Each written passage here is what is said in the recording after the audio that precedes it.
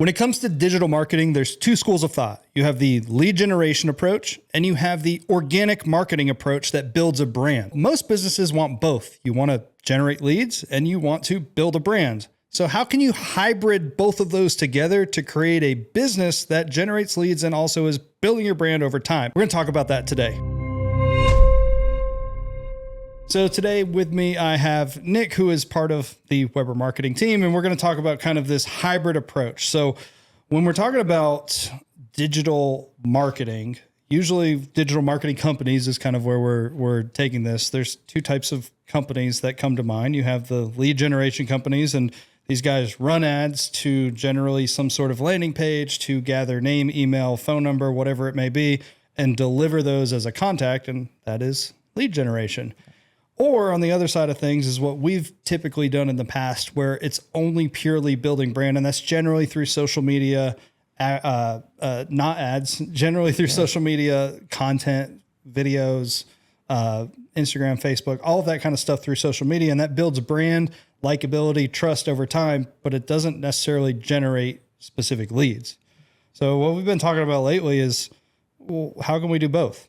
Yeah. You know, we want to create this hybrid system for our clients because the branding thing's always been great, but I've always felt like there's something missing when someone's like, oh, well, how do I know if I'm getting qualified leads? It's like, I don't know.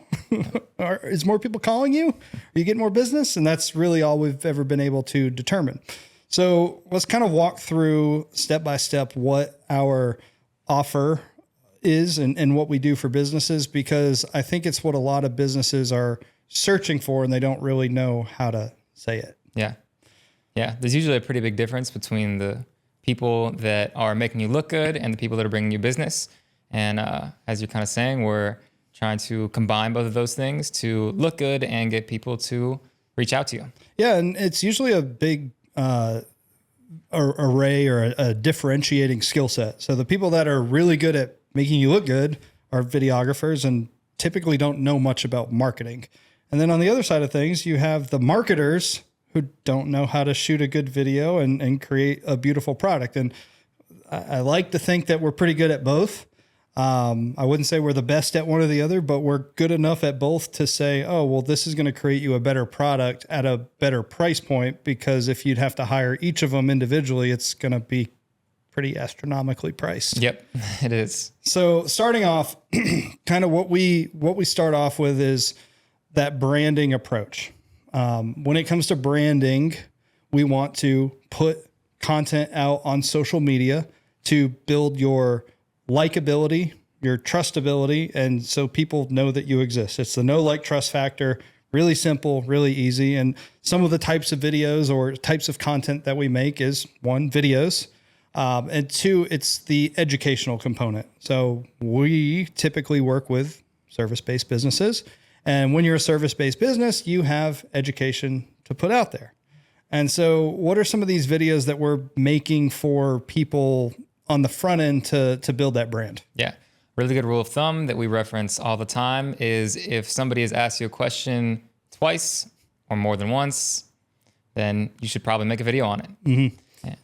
Yeah, I mean, it's pretty simple. If someone's asked it twice and you've gotten an email about it twice, there could be a video on it, because there's probably a whole lot more people that have the same exact question. They just are too afraid to ask it or just haven't gotten a chance to ask it.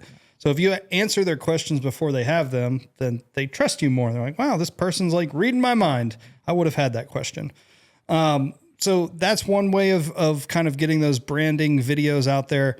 We love the FAQ, frequently asked questions. We love if you've been asked it twice. And another aspect of that is story-based videos. And so two different types of stories. You can tell kind of your client story. So instead of asking for a testimonial, you can tell the story of that client.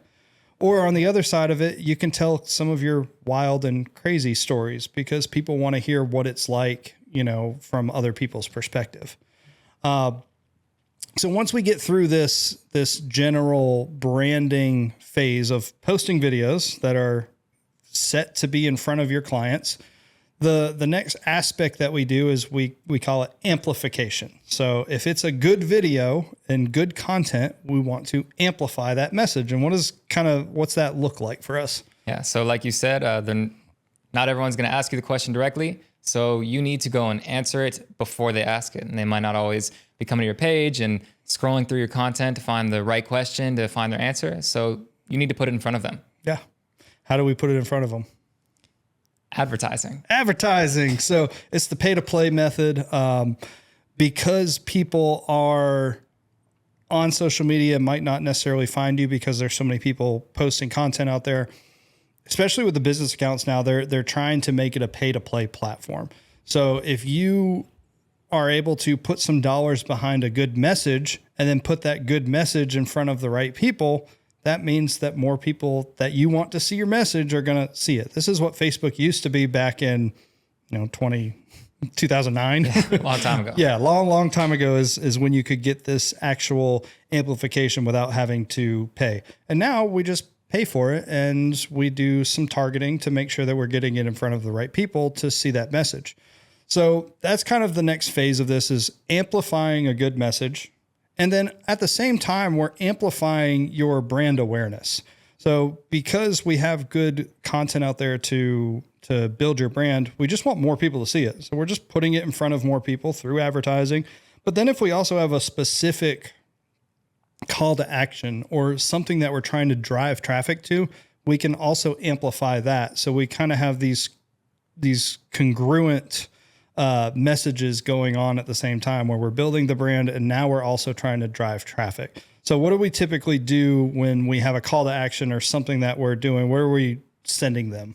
Yeah. So in all of your organic content, you're not going to be selling per se in every one of those videos. And so you want to provide value. So if you are a home builder, for example, you may want to say these are our top styles. Or if you are a mortgage lender, maybe you know that your customers are often looking to figure out what kind of mortgage rate they can get. So you need to give them a tool or an asset or whatever you want to call it, provide them value, and you'll trade them their email for that. Yeah. Ethical bribe is what we like to use as our terminology here. So a lead magnet is a thing that generates leads. It gets people to give you their email. And in exchange for that email, you're giving them something they probably feel like they should have paid for. They want to get that information. It's valuable to them. They'll gladly give you their email to then, get that information. And that's the hardest component. Most people miss creating a lead generator. It's very few businesses you can go on their website and see something to download or something to give you their email or contact information other than just like, click here, contact us. So the better your lead generator, the better your lead magnet is, the more emails and opportunities you're going to get to then follow up, which is our next step. Yeah. So with this follow-up process, we call it our nurturing sequence. Once you get these emails, you can try to sell them depending on how warm these leads are. But a lot of times they're not going to buy, and you don't want to just immediately go in and hard sell. So what we try and do is create a nurture campaign. And generally what these nurture campaigns are a bunch of emails over time to provide more value. So kind of walk us through what these nurture campaigns look like for us. Yeah. So you don't propose on the first date. Yep. You want to get to know them. You want to maybe see what they're like inside or outside, or does their makeup wash off in the pool? You want to get to know who you're doing business with before you commit to doing that. So maybe you walk them through your process, or you kind of give them insights to what working with you is like, or show them that they can trust you, show them that you're valuable and that you have information that is valuable to them. Yeah. No, the more trust you can build one-on-one in an email, and it can be automated. We love automated sequences. We love doing a 12 email sequence to start. So over 12 weeks, you're giving them some sort of valuable information and increasing their trust with you, trying to answer their questions before they have them through the email campaign. And usually at the bottom of every single email, we'll say something along the lines of, so if you're ready to whatever the next step of the process is, or get started with, really it's your core offer, then click here to schedule that intro or starting of, or just buy. It just depends on where we're at. Most of our clients that we're working with, since we're service based, they're going to schedule some sort of discovery call type thing.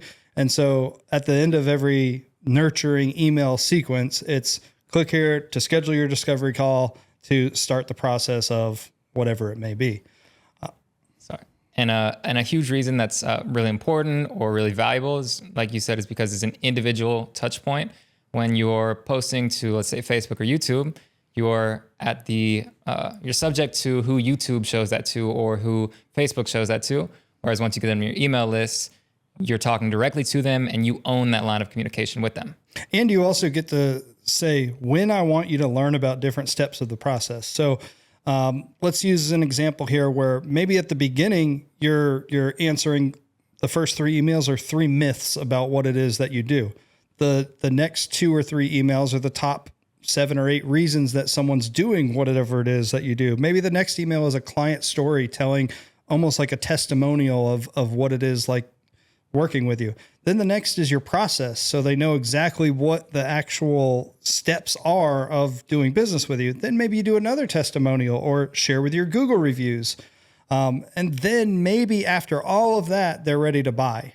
So it could take 7 or 8 different emails to warm them up, but you get to dictate the process in which I think this is going to move somebody closer to wanting to do business with me. So that's generally where it stops. Obviously, that's going to put them into some future campaign or further campaign. 12 weeks doesn't have to be the end. Sometimes bigger purchases need a 52-week follow-up sequence. It just depends on kind of what your client's like buyer cycle is. And you'll know that, obviously. Yeah.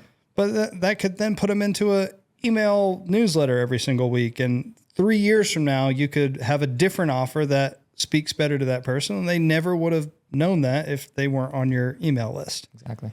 So that's kind of how we have structured this. We're calling it, the hybrid model. How can we build a brand and have that continuously going, putting it in front of more people, not begging to the algorithm gods to put it in front of more people.